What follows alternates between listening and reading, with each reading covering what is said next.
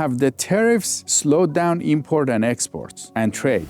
Our guest today is Noel Hacegaba, who's the CEO of Port of Long Beach. He's going to tell us what's happening right now at the ports in Los Angeles, which carry the majority of the trade, at least with Asia. Last year was a record year for us, 9.9 million TEUs in the year 2025. And much of that was driven by shifts in trade policy, the announcements of new tariffs, the pauses, the restarts. At the Port of Long Beach, we felt every shift in policy, and we saw how the shippers and the global supply chain reacted to that. I'm Tiamak, and this is Market Insider. Noel, it's great to have you back on. Welcome back. Thank you very much. Always great to join you. We want to talk to you about the global economy and the supply chain. You're in this place that you have a great vision into what's happening. Can you tell us what you're seeing right now in the global supply chain and economy? If you think about it, ports sit at the intersection of trade, geopolitics, climate, and technology. And all of these different issues that are global intersect in a gateway like ours. What happens across the U.S. economy and really around the global economy, we feel at the port first. And that's why historically ports like ours have been pretty good barometers of what's happening in the economy and what's to come. Last year was a record year for us, 9.9 million TEUs in the year 2025. And much of that was driven by shifts in trade policy, the announcements of new tariffs, the pauses, the restarts. At the Port of Long Beach, we felt every shift in policy, and we saw how the shippers and the global supply chain reacted to that. And when you say you felt it, do you see volumes go up and down really fast based on the new policies? We do. In fact, let me just paint this picture for you. We started noticing what we call front loading in the industry. That's where shippers advanced their shipments in an effort to try to get ahead of new tariffs. And we started noticing that towards the end of Q3 of 2024. In fact, from June 2024 through April 2025, we saw 11 consecutive months of year-over-year increases in our volumes. And that front loading was enough to catapult us to a record year in 2025. And so what we noticed is every time there was a new announcement of new tariffs against any number of countries, Liberation Day, for example, against virtually every trading partner, we saw how shippers immediately advanced shipments. And then when the tariffs were set to take effect, we saw a dramatic fall off. And so we saw those peaks, those valleys, and like I said, all that front loading that took place at the beginning of 2025 is what catapulted us to our record year, 9.9 million TEUs. And what's happening right now? Well, right now we're seeing the aftermath of that front loading. For the month of January, we're still tabulating our final numbers, but it's going to be softer than it was in January of 2025, and that's something that we expected. January 2025 was our highest January on record. So we think we're going to be down, maybe even by double digits, but we're still going to be strong. Historically speaking, we're going to end with our second busiest January ever. What's important to note is that when you look at some of the key metrics that we typically track for the broader economy, you look at the labor market. It was unemployment was 4.4% at the beginning of 2025. It was still in the 4% range at the end of 2025. We saw the action that the Federal Reserve took, those three consecutive rate cuts, which brought the federal funds rate down to the 3.5 to 3.75% rate. And then you look at consumer spending, still positive, not by a large margin, but still positive. Some would suggest that that's because of the high income earners still spending on travel and experiences, but still positive. And then you look at the inventory to sales ratio, which is a very important metric that we track. That tells us how much inventory and how quickly that inventory is crossing the cash register.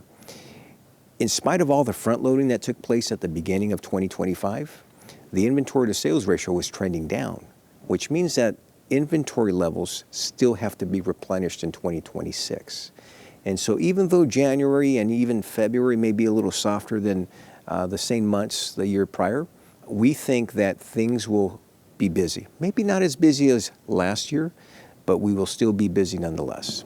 The way you see the activity in the economy at the port, are you guys in the front line, or you have to see the inventories at the customer site first? Do you have indicators that can show you that there is economic activity going to get better this year, or it might get a slowdown? We see both ends, right? We see how changes in interest rates, changes in the labor market, changes in inventory levels cause either peaks or valleys in our volumes. And then we also see how all that activity, all that cargo activity translates into economic activity, jobs, businesses, and so forth. A port like ours is a major national asset. We are a major economic engine. I mean, just to give you a few stats, the Port of Long Beach alone supports 2.7 million jobs across the United States. The containers that cross our docks every day reach all 435 U.S. congressional districts. I mean, we are a port of national significance. We estimate that on average, every day, we contribute $2 to $3 billion to the U.S. economy. And that shows you just the sheer impact of a gateway like ours and what we represent for the U.S. economy. This is why it's so important for an organization like ours to be resilient, to be a safe harbor, even when the seas of uncertainty surround us. And that's what we demonstrated. I mean, last year we had a record year, almost 10 million TEUs. And we handled all that record volume without congestion, without backlogs, without delays. Our ILWU workforce showed up. They handled that record volume reliably and predictably. And that's the reason why, looking to the future, the Port of Long Beach is investing $3.2 billion in our infrastructure over the next decade to make our port more resilient, more sustainable, and more predictable in support of the national economy. When there's interest rate cuts, do you end up seeing the impact of it in the volume of the containers that are coming? We do in different ways. When there's a reduction in interest rates, that drives up the credit markets and it reduces the overall costs and what we call the carrying costs for that merchandise that is sourced from overseas. And so we see how shippers respond to cheaper money. We also see the consumers. Anytime there's a reduction in rates and they have more disposable income in their pockets, we see how consumption increases. There's always a lag time, of course, but it's an indication of where the economy might go vis-a-vis the shipments and the activity by shippers to bring in product and position that product on store shelves or to fulfill e-commerce purchases. But we also see it on the demand side, where consumers now, they feel a little more at peace about using some of that disposable income for goods. So we do see it from both ends, from both the supply and the demand side. But again, when you look at the broader mix of key economic indicators, even though we're not out of the woods, things are at adequate levels. And this is why we think that in 2026, we're going to have another strong year from a cargo standpoint at the Port of Long Beach. So it's going to be a good year in terms of trade? We think so, yes. Now, in terms of trade and this, there must be major shifts. Can you tell us what you're seeing right now? And a lot of these shifts have been in motion for some time. I'll give you one. When you look at a port like ours that is largely dependent on the Trans-Pacific market, in 2019, China alone accounted for about 70% of our total volume, inbound and outbound, 70%. Today, that's down to 60%. It may not seem like a huge shift on paper, but that's a 10 percentage point swing. So now where is that cargo coming? Because I just mentioned a moment ago that we're still having record volumes. We've seen that shift from China to Southeast Asia, countries like Vietnam, Thailand, Malaysia, Cambodia. And that shift, believe it or not, adds about 2 or 3 days to the transit time, the number of days it takes for that ship to reach our port.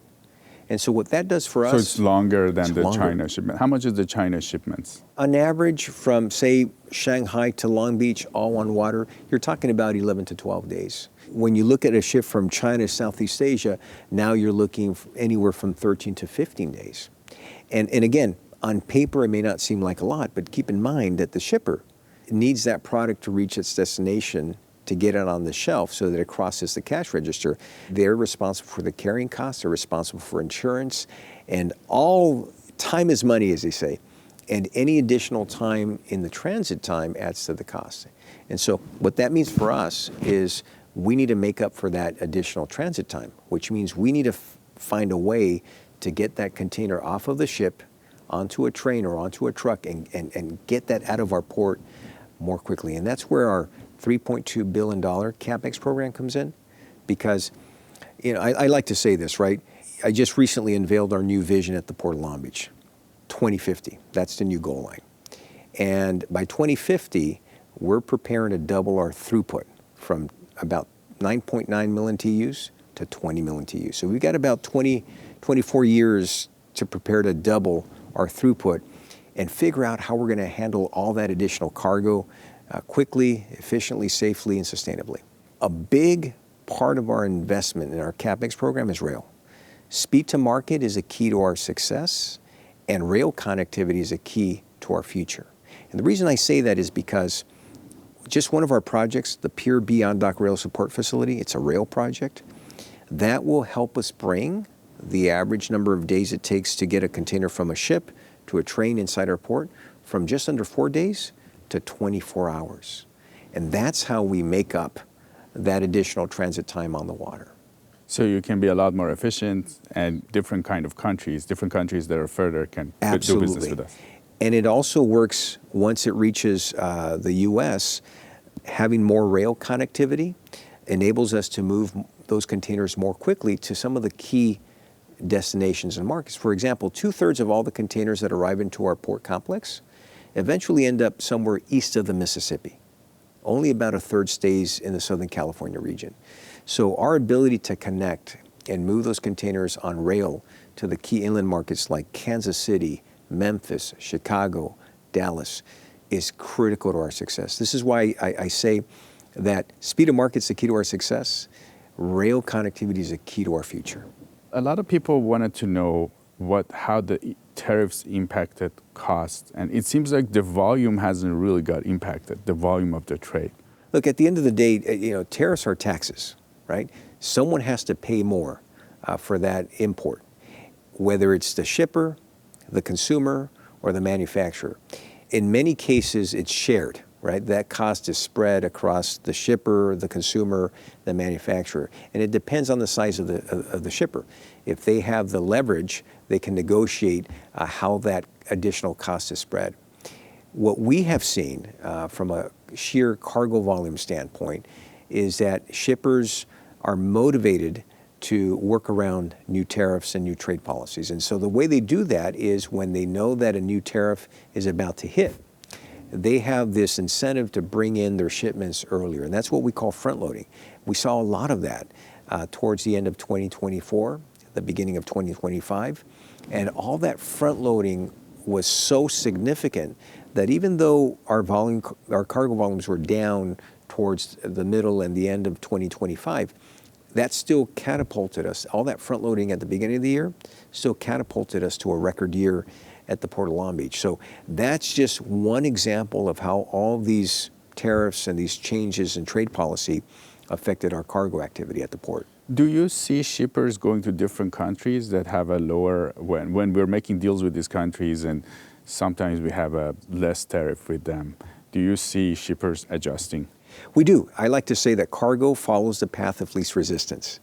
And a lot of shippers in recent years, because of all the uncertainty created by different trade dynamics globally, they become a little more sophisticated. They're now optimizing their networks, their sourcing networks overseas, they're diversifying manufacturing, and they're looking at different options to make sure that they're ready to bring in cargo where it makes sense from a cost and risk standpoint. So we are seeing some of that. And again, the shift from China to Southeast Asia is just one. There's a lot of China plus one, China plus two strategies that are now being employed where major importers, major retailers are now sourcing their products from other companies and from other countries. We're beginning to see that, right? Let me also point out, though, for the U.S. exporter, because that's another part of the equation that's very important for the U.S. economy. U.S. exporters U.S. manufacturing is vital. It's the backbone of the U.S. economy. They create jobs. They induce a lot of business activity. They have also suffered as a result of these tariffs. And the reason for that is because every time the United States imposed new tariffs on other countries, those countries, by and large, retaliated with what we call retaliatory tariffs. And just to give you one example, on the agricultural side, for many years, China was our number one or number two market for soybean exports from the U.S. The U.S. produces about 28% of the world's soybeans. When the retaliatory tariffs were announced by China, we saw a 95% reduction in soybean exports. And you know where China is now sourcing most of its soybeans now from? From places like Brazil. And today, Brazil now produces about 40% of the world's soybeans. So that's just another example of how tariffs affect imports, but they also affect exports. And that's important for us. Because again, these are US-based companies that ship overseas, and those retaliatory tariffs also affected them as well. Were they able to ship to somewhere else, the soybeans? Were we able to adjust? They were. So we noticed a trend away from China to places like Thailand, Taiwan, other countries in Southeast Asia. But the Chinese market alone, it's so vast, it's so big that it's never one for one, right? And so a lot of U.S. ag exporters have started looking at alternative markets. In terms of the nearshoring, there's a lot of thoughts about changing the strategy on trade, maybe coming nearshoring. What are your thoughts on that? Nearshoring has been talked about for many years. And even in these times of uncertainty, with trade policies shifting, new tariffs being announced bilaterally, right, from the U.S. and other countries against the U.S., we're not seeing that acceleration. And I think part of the reason for that is because shippers have found ways to work around tariffs on China, for example, like the China Plus One. We're seeing that shift to Southeast Asia. We're seeing manufacturers investing in their footprint and their capacity in other countries in Southeast Asia. We are seeing some nearshoring, and we're seeing it around places like Mexico, for example, where you see an increase in foreign direct investment, in large part in what we call maquiladoras, which is just south of the border. You see a lot of manufacturing, you see a lot of assembly plants, you see a lot of warehouse and distribution center space. In fact, a lot of the e-commerce that comes in from overseas through our port complex ends up south of the border, where it's stored and warehoused until the inventory levels have to be replenished here in the United States. So we're seeing a lot of different strategies that are being employed. But we're not yet seeing critical mass when it comes to nearshoring, where all that's coming to the U.S. Now, I will say this, U.S. manufacturing, advanced manufacturing, that to me is a game changer, right? But we're not talking about manufacturing the stuff that's currently being manufactured overseas.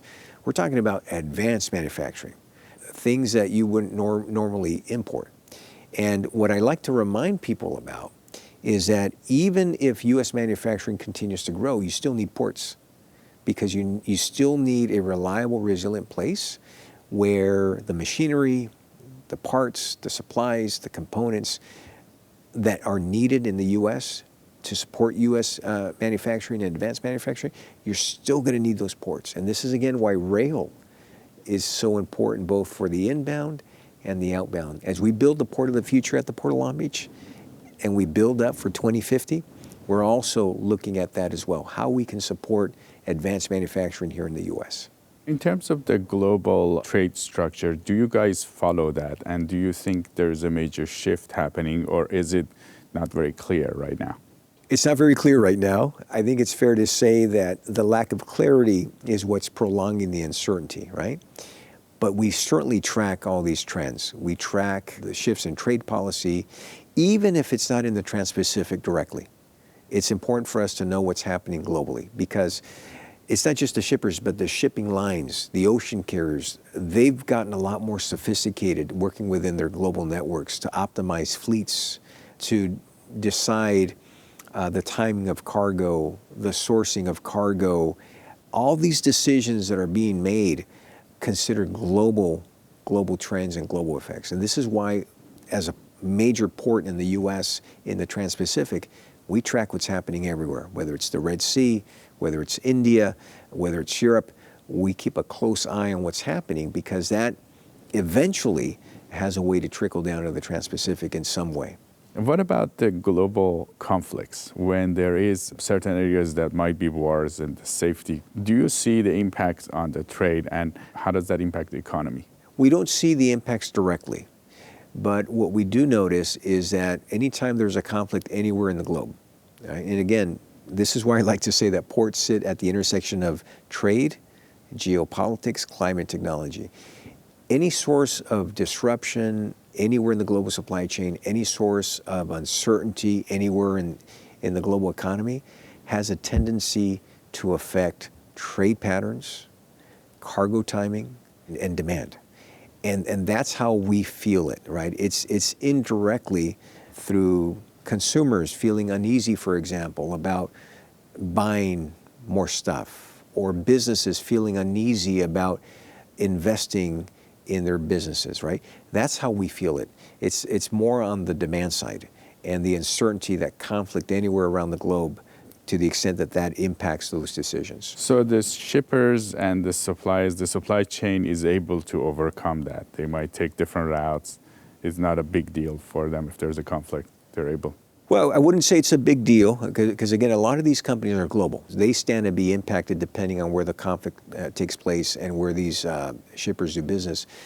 But I would say that the entire global supply chain has learned, certainly since the pandemic-induced supply chain crisis, we've all learned to be more resilient. We've all learned to find workarounds and keep cargo moving because what we do at the Port of Long Beach is so important to the national economy that we can't afford not to be resilient. You're talking about $300 billion worth of goods that crosses our docks on an annual basis, almost 3 million jobs across the nation.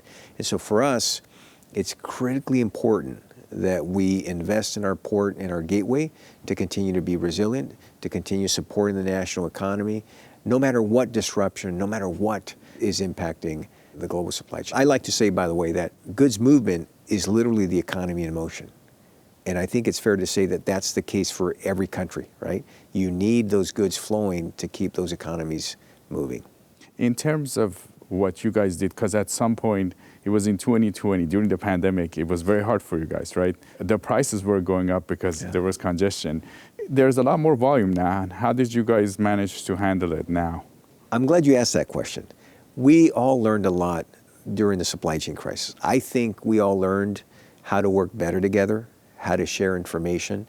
We at the Port of Long Beach have invested in digital tools that enhance visibility. We just launched our new Cargo Nav tool, which is a tool that all of our shippers and customers can use to access data about their containers so that they have real-time data and they can plan their operations and be more efficient.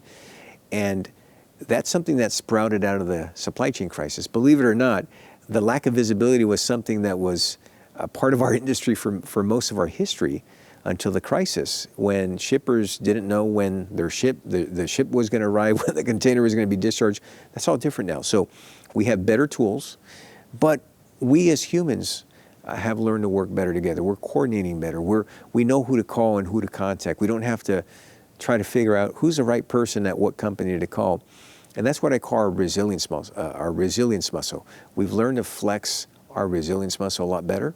And that's the reason why in 2025, we handled more containers than we did in 2022 with no ships at anchor, no congestion, no backlogs, and no delays. And you're optimistic about 2026 from what you're seeing? I am. It may not be another record year, but it's going to be another strong year. And you see that spreading across the country and throughout the economy, right?